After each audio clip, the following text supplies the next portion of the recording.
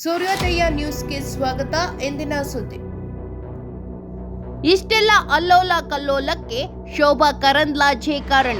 ಮೊದಲು ಆಕೆಯನ್ನು ಧರ್ಮಸ್ಥಳದಲ್ಲಿ ನಿಲ್ಲಿಸಿ. ಎಸ್ಟಿ ಸೋಮಶೇಖರ್. ಇತ್ತೀಚೆಗೆ ನಡೆದ ವಿಧಾನ ಪರಿಷತ್ ಚುನಾವಣೆಯಲ್ಲಿ ಅಡ್ಡ ಮತದಾನಕ್ಕೆ ಬಿಜೆಪಿಯ ಆಂತರಿಕ ಕಲಹವೇ ಪ್ರಮುಖ ಕಾರಣ ಎಂದು ಶಾಸಕ ಎಸ್ಟಿ ಸೋಮಶೇಖರ್ ಆರೋಪಿಸಿದ್ದಾರೆ.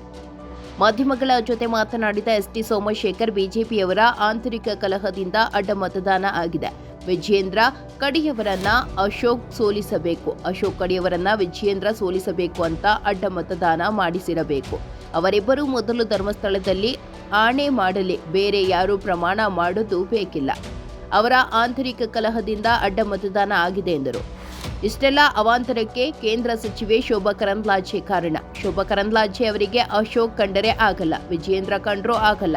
ಬಿಜೆಪಿಯಲ್ಲಿ ಇಷ್ಟೆಲ್ಲ ಅಲ್ಲೋಲ ಕಲ್ಲೋಲಕ್ಕೆ ಶೋಭಾ ಕರಂದ್ಲಾಜೆ ನೇರ ಕಾರಣ.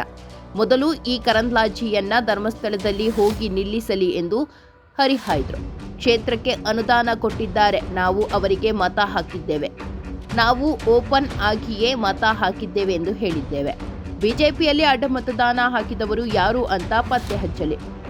ನನ್ನ ಕೆಣಕೋದು ಬೇಡ, ಕೆಣಕಿದ್ರೆ ನಾವು ತಕ್ಕ ಉತ್ತರ ಕೊಡುತ್ತೇವೆ ಎಂದು ಕಿಡಿಕಾರಿದ್ದಾರೆ.